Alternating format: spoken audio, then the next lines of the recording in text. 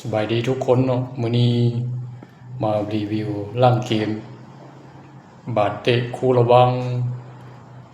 แมนเชสเตอร์ยูไนเต็ดพบกับทีมสบีทาวเนาะจากลีกกันทูบิซันซี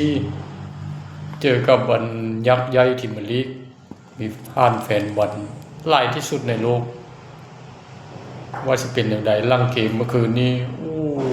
แมนเชสเตอร์ยูไนเต็ดเกมน่าเป็นห่วงหลายเนาะมาเบิ่งการจัดเกมของทางสองทีมเนาะจากทีมทูบิซันซีเนาะบ่ซื้อยากกับทูบิซันซีไปเลยกองหลัง4คนเนาะแฮนของกระเจ้าแม่น4-1-4เนาะแทนนี่แบบแปลกๆบ่เคยเห็นกองหลัง4คนจะมีรถเจอมีวอลเลนมีเม็กจันเนบมีเจสวินเนาะแล้วก็กองกลางผู้เดียวเลยเนาะแม็กเคเลนทิมไปผู้เดียวเลยหลังจากนั้นก็มีปีก2คนมีดีเบิร์นกับบนเวนมันนี่ลิ้นปีกซ้ายเนาะแล้วก็มีกองหน้า2คนคู่มีกรีมกับมีคูลี่มาเบิ่งทางด้านแมนเชสเตอร์ยูไนเต็ดนี่คือเก้าแฮนเดิมยึดถือเอาแฮนนี้ไปเลยเนาะหลัง3คนหลัง3นี่จะมีเด็กไม้เนาะดันขึ้นมาก็เห็นดันขึ้นมานี่มีฟิตลิสันแล้วก็มีอดีตกัปตันเฮรี่แม็กไกวร์เนาะมีเฮเวนมือกูนี่องเดองดานะเจ้าของคอนเทนต์ไม่อยากจะเว้าเนาะแบ็ก2ข้างจะเป็นแบ็กซ้ายเป็นดอกคูแบ็กขวาดาโลลงตัวจริงเนาะกองกลาง2คนจับตัวจริงมาเม่นอูกาเตกับเมนูจับคู่กัน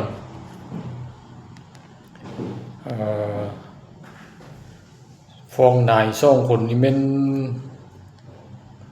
มีขุนยากับอามัดเดียโลเนาะกองหน้าเม่นเซตโกยอมรับว่าเกมนี้บ่ได้เบิ่งอันนั้นเนาะเบิ่งแต่ไฮไลท์หรือบ่ได้เข้าใจเกมปานใดเปิดหัวมาทีมจากทูวิชั่นซีนี่ยิงใส่อันยูไนเต็ดก่อนแล้วเนาะนาทีที่22อีก8นาทีต่อมาแมนเชสเตอร์ยูไนเต็ดมาโดนอีกลูกที่2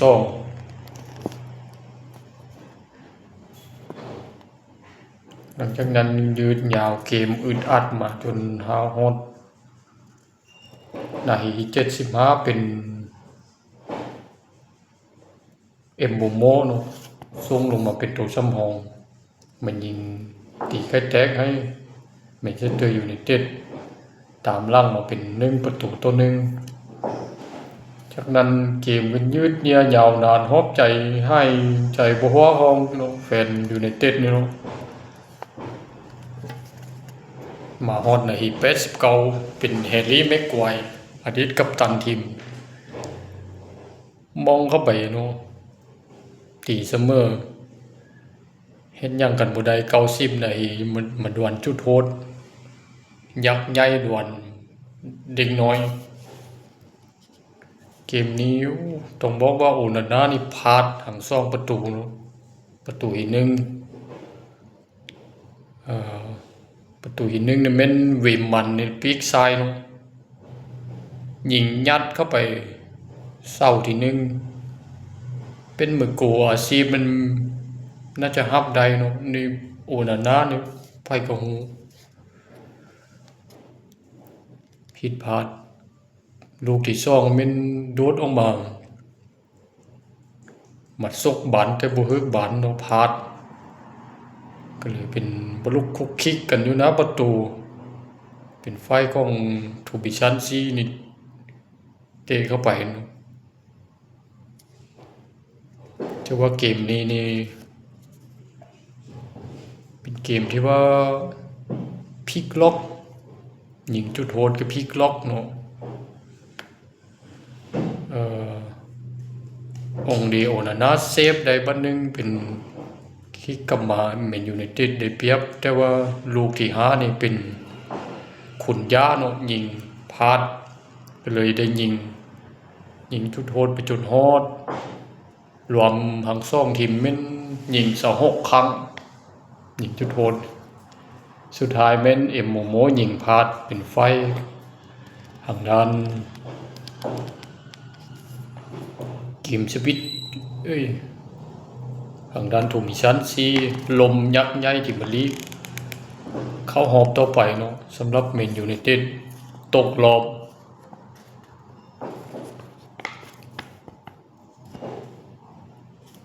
เป็นยังไงผู้ใดคิดเห็นยังไงคอมเมนต์เด้ออันนี้จะเป็นคลิปพอมอิด